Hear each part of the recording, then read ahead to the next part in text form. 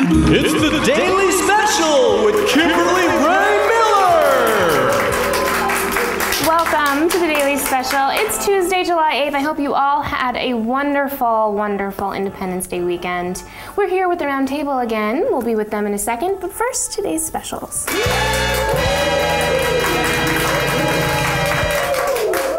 Eminem is being sued by a man that he punched in the face at a Detroit strip club. Now here I was thinking he hadn't had a hit in years.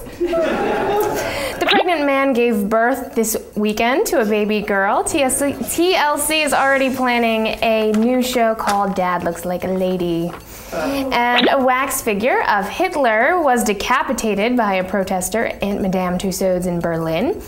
Where was this guy like 63 years ago when, he was killing all those people? Little late there, bud. Little late. All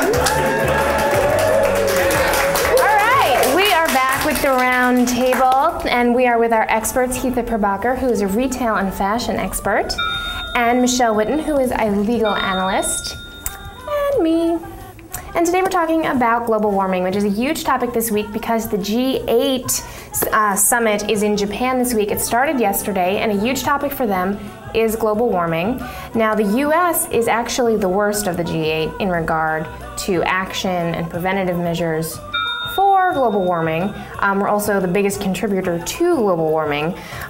So what does that mean for us politically? This is a huge political thing. Well, with fewer than 200 days left in the Bush administration, this is just another thing he's leaving to his successor. Bush is a lame duck president, and it's going to fall on Obama and McCain to make sure that these measures are taken to prevent global warming. Just because we're using a ton of resources doesn't necessarily mean that we're putting emissions into the air, and that is contributing to some idea that the Earth's temperature is getting warmer. And I get this impression, Hitha, that you don't actually think that global warming exists. Global warming doesn't exist. Exactly. You're totally right. I don't think it exists. So the ice caps melting and everything that you see happening with our world today is just another marketing ploy. Think about the industrialization back in 1900s. Everyone was freaking out about coal and whether or not that's going to ruin the environment, ruin our health. And you look outside and there's no coal smut everywhere. It's 32 degrees on the polar caps.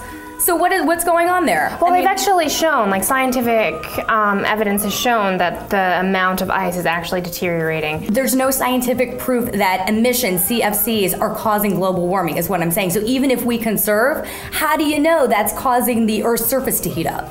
That makes no sense. But how do you know it's not? So shouldn't we be taking steps either way? I agree with you. I think we should make this world more sustainable. What I'm saying is that conservation is totally different than global warming, and we're talking about the Earth's surface heating up. What does that have to do with our conservation? If we need to conserve energy and oil and our fuel, and all of this is playing into what's going to happen in 20 years, 50 years. In 50 years, there's probably going to be a solution to global warming. If there is, 50 years, we have to actually have to act now. Michelle, that's what they said 100 years ago in terms of industrialization, and they're like, oh God, we need to fix the problem now, and look. Better to fix it than to be a part of it. Wow, we are angry people today. If you were in front of the G8, what would you say to them, Hitha? I would say, you know what, there's no such thing as global warming, and I think you should really think about putting those resources towards money for AIDS in Africa and developing countries. Michelle? No, ownership, responsibility. We each have to play a part in this. I think I'd ask them what they were eating for lunch, because I bet they eat really well when all those big important people are together.